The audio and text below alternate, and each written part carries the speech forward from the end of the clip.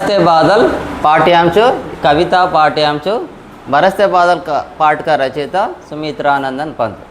इस पाठ का मुख्य उद्देश्य प्रकृति सौंदर्य का वर्णन के बारे में कवि सुमित्रानंदन पंत हमको बताया जा रहा है। तो इस बरसते बादल पाठ के संबंधित तो प्रकृति में रहने वाले पेड़ पौध पशु पक्षी मानव भी प्रकृति में भाग है, मानव भी प्रकृति में भाग है। तो इस प्रकृति में भारत देश के अनुसार प्रकृति को वर्णन इस प्रकार किया गया है कि भारत देश के अनुसार श्रावण मास एक मास का नाम है और भारत देश में मौसम के अनुसार 6 ऋतुएं होती है। एक ऋतु का नाम वर्ष ऋतु है। वर्ष ऋतु के समय में श्रावण मास हमको होती है।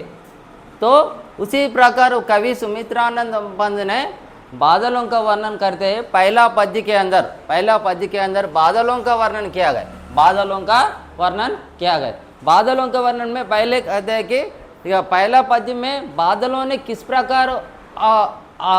प्रकार आनंद व्यक्त करते हैं। आनंद में तो बादलों ने आसमान के अंदर बादलों में वर्षा की बूंदों होने पर किस प्रकार होती है, इसका बादलों का वर्णन किया गया। जैसे जम जम जम जम मेघ बरसते सावन के, चम चम चम चम गिरते बूंदे तरुओं के स्तन से, जम जम चम चम चमक रही हीरे उर्मे गन के, चम चम तम तम बिजली तम तम दिन के तम में सपने जगते मन के అని చెప్పారు। ఇదంతా కూడా ఫస్ట్ పోయంలో।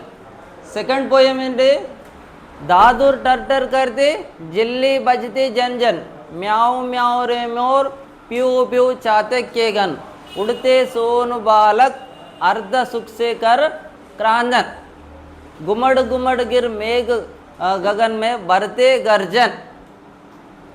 सेकंड पोएम रा, सेकंड पोएम అది చూడాలి అందరూ।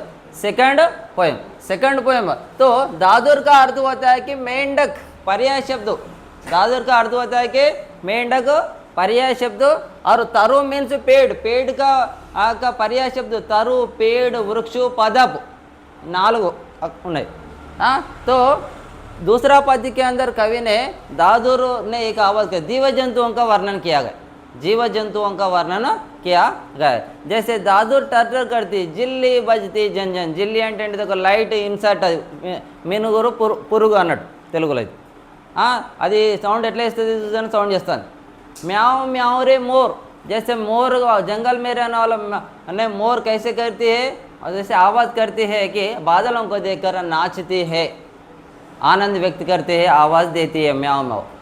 प्यू प्यू चातक के गन, चातक मीन्स चातक पक्षी जंगल में ही रहते और चातक पक्षी के गन मीन्स समूह। चातक बादलों को देखकर चातक पक्षी अपने आनंद व्यक्त करते हैं। उड़ते सोन बालक, सोन बालक एक समुद्र पक्षी है। उड़ते सोन बालक अर्ध सुख से कर क्रांदन, क्रांदन मीन्स రొటేట్ తిరగడం।